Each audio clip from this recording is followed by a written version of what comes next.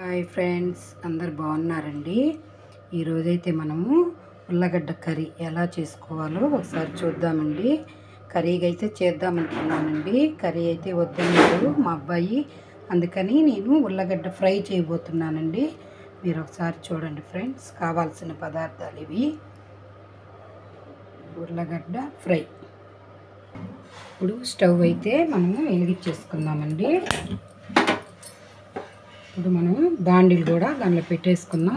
Already oil అయితే దానిలో 2 స్పూన్లు వేసేస్తున్నానండి. ఆయిల్ అయితే కాగిపోయిందండి. ఇప్పుడు మనం ఆవాలు వేసేసుకున్నాము. కొంచెం జీలకర్ర కూడా మనం వేసేసుకున్నామండి. పచ్చెనగపప్పు అండి, పచ్చెనగపప్పు కూడా వేసేసుకున్నాము. మనం కొట్టి పెట్టుకున్నాం కదా, తెల్లగడ్డ కూడా వేసేసుకున్నాము. ఇప్పుడైతే కరివేపాకు కొంచెం వేసుకున్నామండి.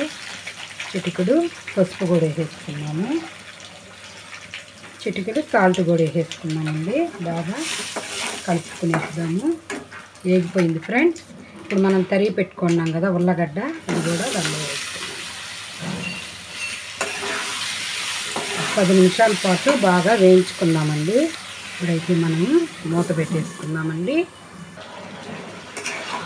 చూడండి ఫ్రెండ్స్, బాగా వేగుతుందండి. ఇప్పుడైతే దగ్గరికి వచ్చేస్తుందండి. చూడండి ఫ్రెండ్స్, ఉల్లగడ్డ చూడండి ఫ్రెండ్స్ వేగిపోయింది. ఇప్పుడైతే మనము మొన్న చేసి పెట్టుకున్నాను కదండి పప్పుల పొడి, అదంతా దానిలో కొంచెం యాడ్ చేసేసుకుంటున్నానండి. ఉల్లగడ్డ ఫ్రై రెడీ అయిపోయింది ఫ్రెండ్స్. ఇప్పుడైతే మనం స్టవ్ కట్టేసుకుందామండి. ఉల్లగడ్డ ఫ్రై ఒకసారి చూడండి ఫ్రెండ్స్, రెడీ అయిపోయింది. వేడి వేడిగా చాలా బాగుంటుందండి. మీరు కూడా ఒకసారి ట్రై చేయండి. Thank you friends.